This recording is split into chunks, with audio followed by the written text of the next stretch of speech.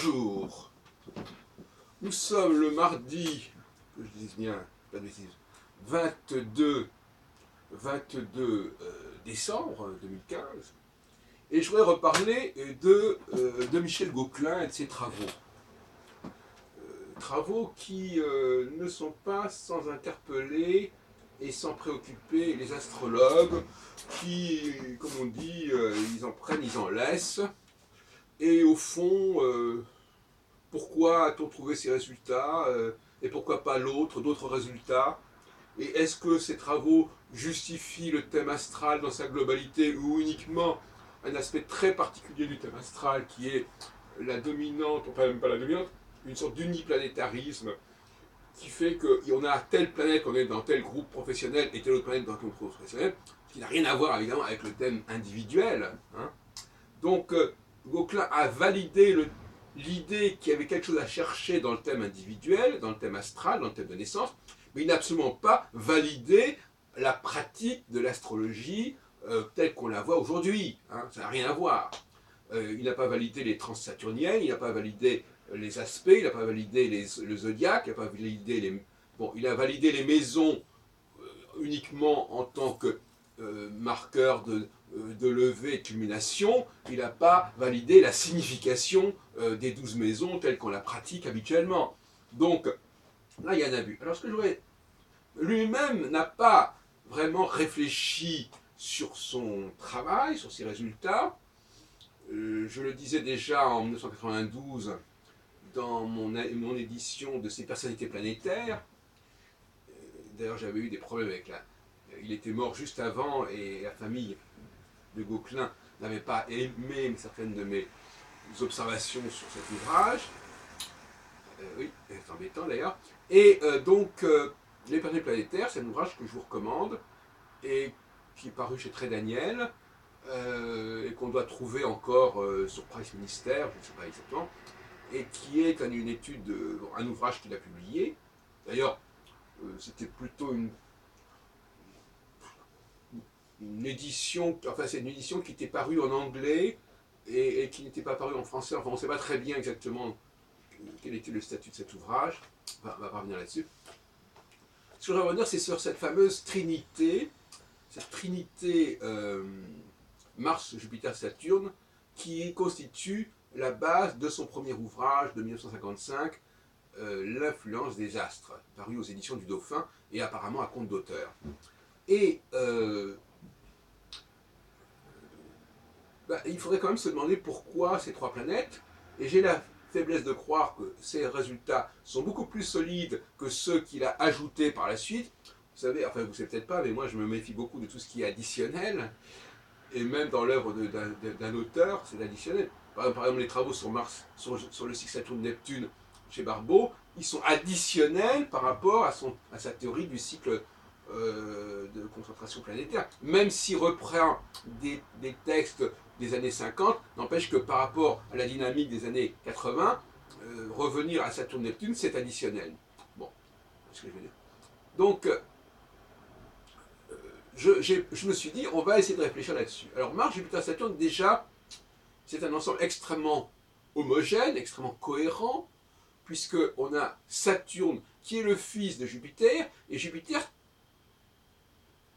Saturne qui est le père de Jupiter, et Jupiter qui est le père de Mars. Donc il y a quelque chose qui est quand même cohérent. Il y a trois générations. Donc là, il y a une cohérence à la fois astronomique et à la fois mythologique. En revanche, évidemment, si on va au-delà de Saturne, on a une cohérence avec Uranus qui est le père de Saturne, mais après Neptune et Pluton, ce sont les frères de Jupiter. Donc on n'est plus dans la cohérence mythologique.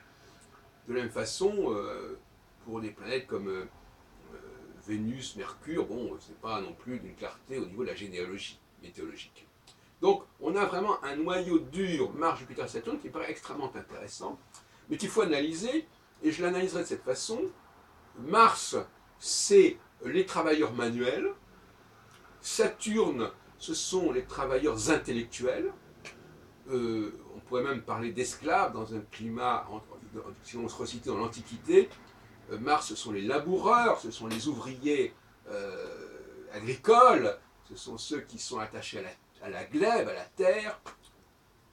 qui doivent se dépenser physiquement, ce qui permettra donc effectivement de retrouver des Mars chez les sportifs, par exemple, qui sont eux aussi des hommes qui doivent se dépenser.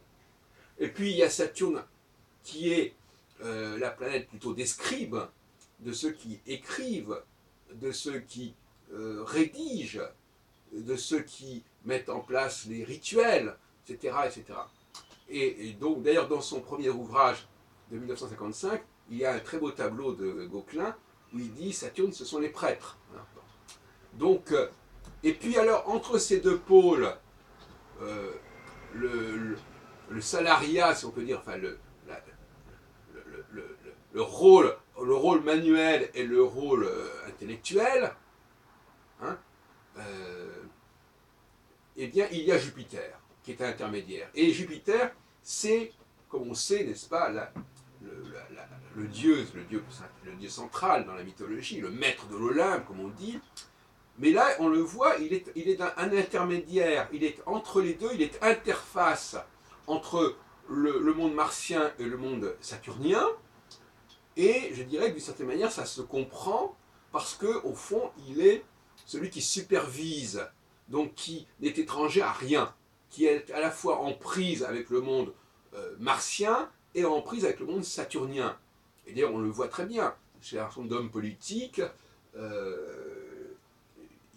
il faut à la fois des capacités d'homme d'action, de chef de l'armée, et puis des capacités juridiques,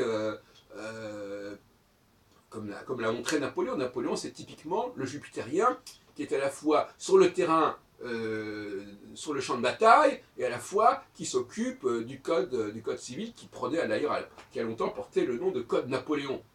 Donc, le jupitérien, il est donc au centre du système, n'est-ce pas? Voilà. Donc, je crois très franchement qu'on n'a pas besoin de plus que ça. On a un système ternaire qui est tout à fait cohérent sur le plan mythologique, sur le plan astronomique, qui donne des résultats sur le plan statistique, et qui est compréhensible au niveau de la théorie des castes, mais beaucoup plus... voilà. Et finalement, ce qui est curieux, ce qui montre bien qu'on vit quand même dans le milieu astrologique un petit peu, comment dirais-je, au ralenti, c'est que il m'aura fallu 40 ans pour réfléchir sérieusement. J'en fais mon autocritique si vous voulez, mais le climat est délétère, pour réfléchir sur la cohérence du système. Or, pour qu'on comprenne une cohérence, il faut purifier le système. Voyez-vous ? Si vous ajoutez Vénus et la Lune, comme on le verra dans les travaux de Gauquelin ultérieurs, ben à ce moment-là, on n'a plus de système, et on n'a plus de cohérence, et on n'a plus de structure. Voyez-vous ? Vous voyez ce que je veux dire ? Il y a un problème de méthodologie là qui me paraît extrêmement intéressant à mettre en évidence. Bien entendu, il s'agit là d'une construction, c'est-à-dire que les hommes de l'Antiquité ont construit ce système, c'est pas quelque chose ils n'ont pas découvert le système en regardant les effets des planètes. Alors Gauquelin l'a fait lui, mais il le fait 3000 ans, 5000 ans plus tard. Alors effectivement, nous, dans notre position en 2015, nous devons observer les corrélations, bien entendu. Mais c'est pas parce que nous devons observer les corrélations qu'au départ, le système était fondé sur l'observation des corrélations.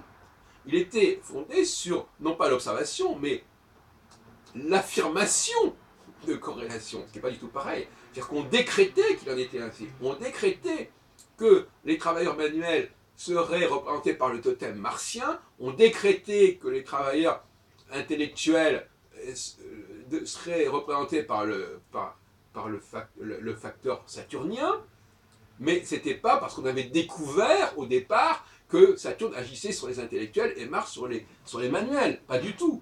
C'est une simple organisation juridico-religieuse qui s'était mise en place et qui a fini par s'inscrire dans ce que j'appelle la subconscience.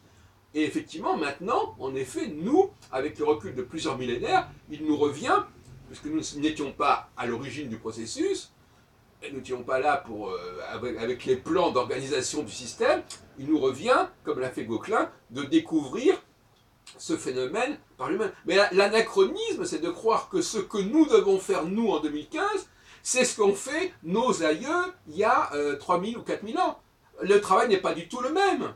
De la même façon, par exemple, que si un enfant dessine sur une feuille de papier une maison, etc., et qu'après on déchire cette feuille de papier en 10 morceaux, ben, il faut reconstituer la feuille de papier.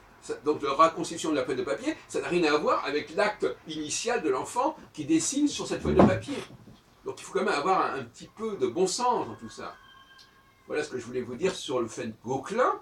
Donc moi je dis, Gauquelin c'est Mars, Jupiter et Saturne. Gauquelin c'est 1955, et ce qu'il a ajouté par erreur à mon avis, dans les années 60 notamment, avec sa femme d'ailleurs, Françoise Schneider-Gauquelin, qui était qui a été sa collaboratrice. Et d'ailleurs, je vous rappelle que j'ai publié aux éditions de la Grande Conjonction, avec Très Daniel, j'ai publié un ouvrage de Gauquelin qui s'appelle Les personnalités planétaires en 92, et un ouvrage de François Schneider-Gauquelin en 87, Les problèmes de l'heure résolus en astrologie. Donc j'étais quand même très proche du couple Gauquelin.